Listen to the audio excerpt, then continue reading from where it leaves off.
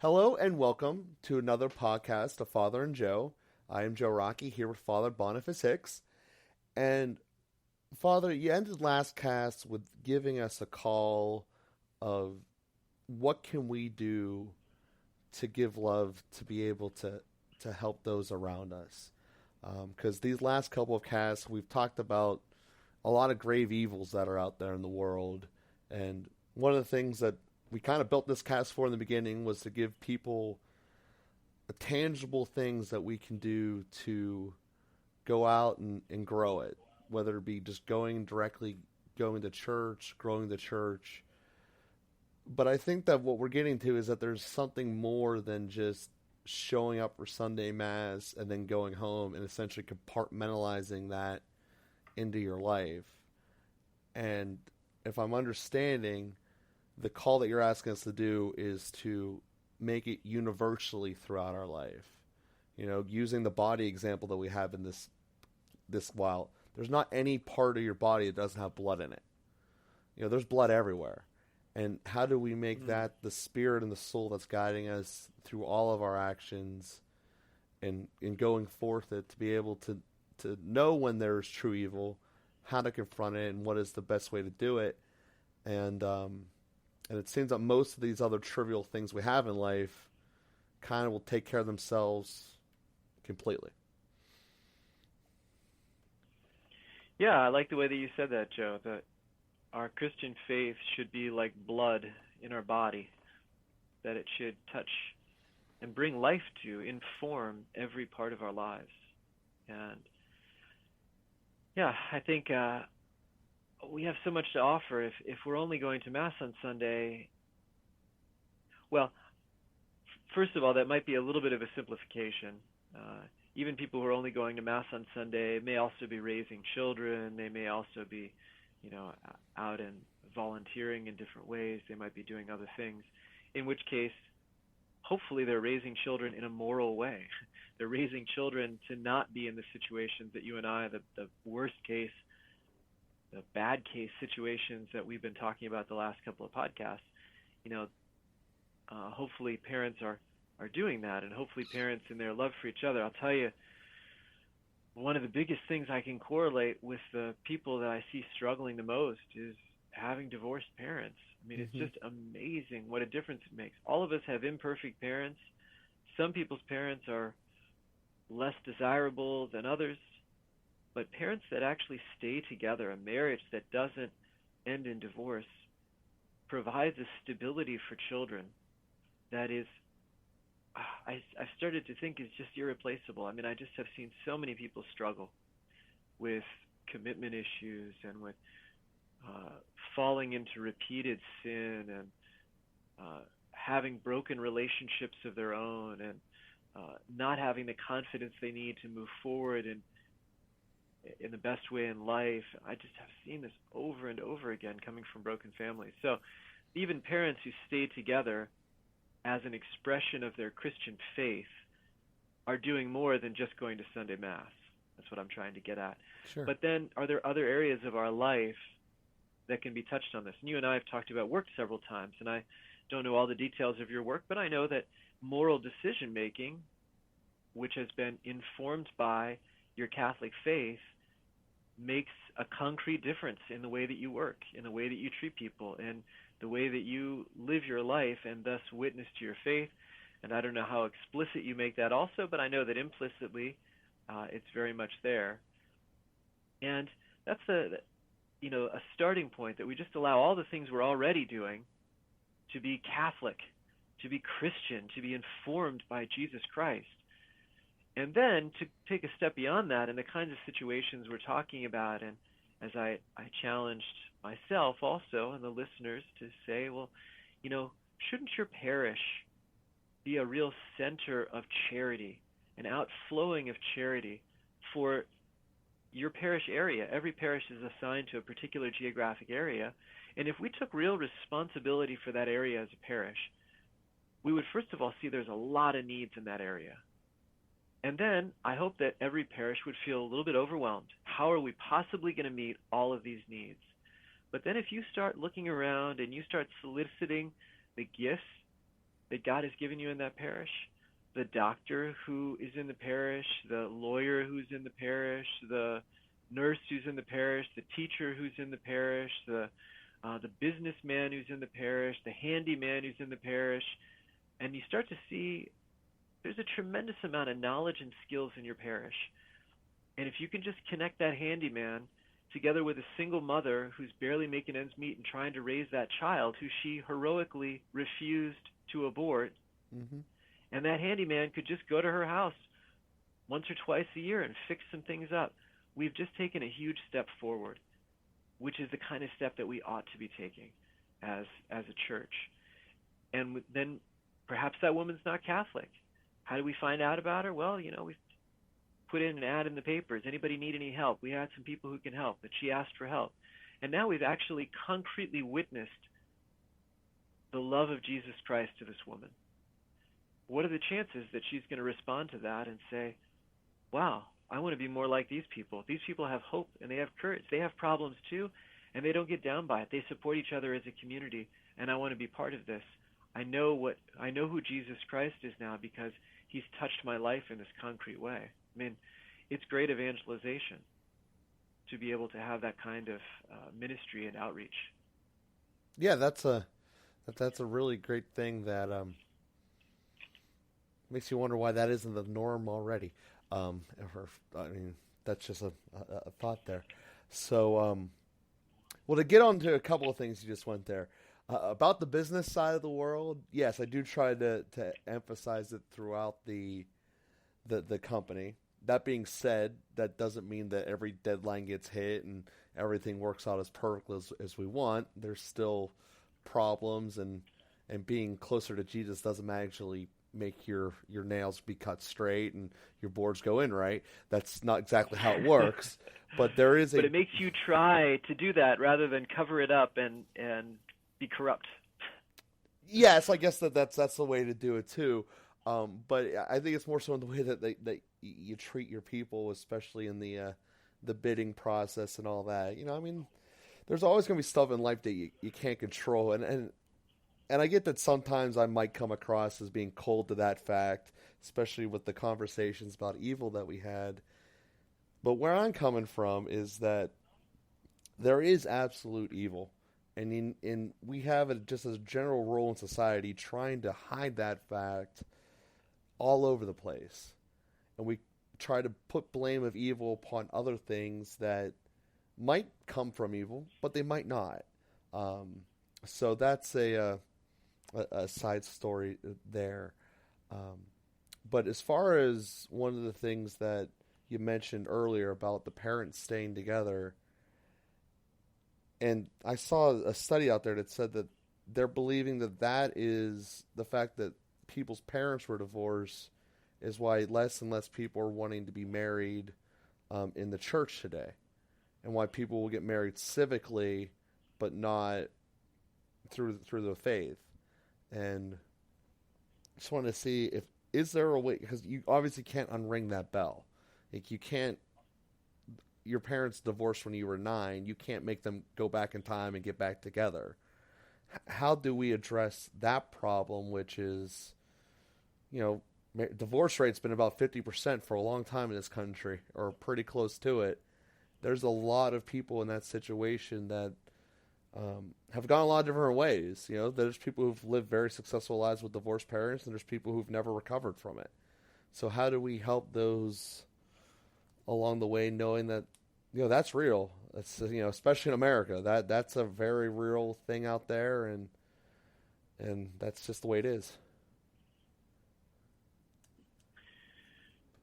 Yeah, I mean, again, 2 wrongs don't make a right, and so not getting married in the church because your parents got divorced doesn't fix the problem. I often think in terms of, if I have to quantify something, it's always a little bit dangerous and it's certainly inaccurate, but I think in terms of love as a kind of, if you can imagine it as a quantifiable reality. And parents provide an incredible amount of love for their children in a lot of implicit and explicit ways. I mean, the fact that Dad keeps sending money home. Even though Dad's not a very emotionally loving person, Dad keeps sending money home. Or Mom is also working two jobs to make sure to feed the children. Anyway, there are a lot of sacrifices. There's a lot of love. And that 24/7 love of children is huge. And I often think that to kind of recover for that, we need to make it up some other way. And it just takes, I meet with a lot of people for spiritual direction, and I come into a fatherly position for them. And I know that I'm able to provide a lot of love, but I usually meet with people for about an hour once a month. Mm-hmm. And if you start to add up how many hours once a month it takes to supply for what was lost in a parent, that's a lot of hours. Mm-hmm. And a lot of times I feel, I'm just barely, I'm supporting, I'm shaping. Now, as somebody who grew up in a solid family, I make a big impact, and I can really help them to take some steps forward and help them to continue developing in some wonderful ways. And that hour once a month makes a big impact. But for somebody who has a real deficit, it's really been deprived of the affirmation they need, it's a drop in the bucket. But if there were a lot more of me, not just me, Mm-hmm. but if there were a whole parish full of people who were willing to go out of themselves, who have enough of their own time and energy and love left to support some other people, like those young couples that you're talking about who are thinking about getting married outside of the church because they're suffering from the divorce of their own parents, well, maybe we could put a dent in some of the damage that's been done.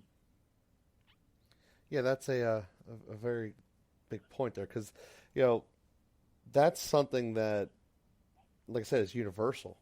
That are pretty prevalent in this country. There's you go to any school, especially by the time they get to about 8th grade, about half the kids there are going to have divorced parents, and you go back in time, it wasn't always like that. And I guess what caused the split to happen? Because I just don't get it. How you get to that point of that. I guess that's just the question, because it's more than just you at that point. Once you have children, it's there's a lot of extra moving parts there that you're giving away. Yeah, that's right. I was just going to look up the history of no-fault divorce, but no-fault divorce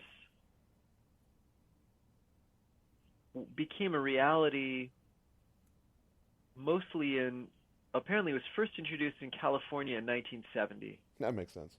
By Ronald Reagan. Ronald Reagan introduced no-fault divorce in 1970, and then it was followed by most other states in the 70s and early 80s. So it's a pretty recent phenomenon. And the legal acceptance of this makes a big difference. Now, I don't know all the details. I don't know what you need to get a divorce before no-fault divorce. No-fault divorce means you can get a divorce for any reason. I mean, there's no justification necessary, if I think I understand that correctly. Just the will of the two parties, and if one of them resists, they have a certain amount of time to resist, but then the other party can push it through anyway. And you can do that for any reason whatsoever. And when there's no legal limitation on it, it grows because we tend to legislate morality. The laws make a statement about what moral good and evil is. So, yeah, how did that cat get out of the bag? Well, we let it out of the bag. We passed laws that made that happen. And these are laws that we don't even protest very much anymore. We've gotten so overwhelmed with other things, but it's one that's worth revisiting. Now, in situations where there's abuse, in situations where someone's life is in danger, in situations, obviously the Catholic Church investigates not divorce, but whether a sacrament was ever there to begin with, based on what kinds of freedom or knowledge was missing in one of the spouses, one of the parties to the marriage before the marriage took place. So at the end of the day, there are situations that people are living together, but they're not really married. Even though they went through a marriage ceremony, the reality is they didn't have the right idea of marriage. They weren't really committing themselves to the right thing, or they were doing it out of fear or in mental illness or some other kind of inhibiting factors. So I lost track of your question now, but I felt that seeing how recent this is, we have this idea that it goes back so far, but the amount of divorce is fairly recent, as is that legislation. No, I know it wasn't existent in the 50s. That was kind of where I was starting with there. I knew that it wasn't a thing then. But, well, I guess with that being said, if it's as easy as one law, you can switch a law to actually have legitimate causes for a divorce. But, I mean, the other part of it is that, it takes effort. And I understand what you're saying about the day that the sacrament was initiated, did everyone know that they were going into it? But after periods of being together, you have to put effort to make it move forward. And that's the part where it just seems that there's not a whole lot of emphasis on it. That you need to try and where it goes, and I guess that from the legal side of it, just making it more difficult to leave it just goes, well, more people will stay because it's more difficult to go away. And yeah, there's inherent truth to that if it costs 3 times as much to get a replacement car, you're going to try to fix your own. That's just life. And I know that's a horrible reference to marriage, but it's also the way people are. And that's a fact of the game. So I don't know if that's a way to address it or not. I was basically seeing if there was a way to do it internally without the church, or question within the church and without the government getting involved, because we see how often the government just doesn't do it right. Well, yeah, I mean, having movements for laws like that would be certainly a helpful step, as the laws against abortion are trying to provide for. And we're fighting those legal battles, and maybe it requires a constitutional amendment. But the whole question of marriage, this whole gay marriage thing now, which is going to have all of its own divorce issues. I don't know how much of that is playing out already, but there's going to be a tremendous number of divorces, no-fault divorces, that take place also in the gay marriage realm. And we'll see what the consequences of all of that is. So pushing on no-fault divorce may be a worthwhile legal battle to push on, and at least put out a few fires. But you're right. I mean, ultimately, not needing any of these laws is ideal. That people understand what marriage is, that they enter into marriage with the right attitude, that they don't try to bail out, that they have good mentoring, and that's where, again, the parish is one way to provide that. If you have good married couples, and you and Teresa can be one of those couples now, more and more as the years go by. But to reach out to young people who are dating, young people who are engaged, and to help them form a deep conviction about what they're doing and to make a decision that's really going to be for life, and root out any of the conditionals. Well, I'm going to do it as long as it's easy, as long as it's enjoyable, as long as she's faithful, as long as whatever. As long as we have conditions in our marriages, then they're going to end up in divorce. So, okay, is that part of what you were saying there about why the gay marriages are going to have significantly more divorce? Because just from a logical standpoint, I mean, I understand that the church has man and woman as a big portion of it to being procreation and to bring more children into the church. But aside from that, I guess that might be one of these things that I don't know fully enough about. why it's going to be so destructive. If there's more to it than that I'm just flat out missing, as far as the natural order and whatnot. Yeah, I mean, just especially among the male homosexual community, there's a tremendous amount of promiscuity. The men tend not to stay. Gay men do not stay with the same partners. It's not like there have been all of these men who are living together and faithful to each other and living this kind of husband and wife sort of life, and they just were being prevented from marriage. And now with Obergefell versus Hodges, they have the constitutional right to get married, and we carry on happily ever after. That's not the norm. And Mm-hmm. I'm not being harsh toward anyone. I'm just pointing out the realities. If you look at the statistics about Sure.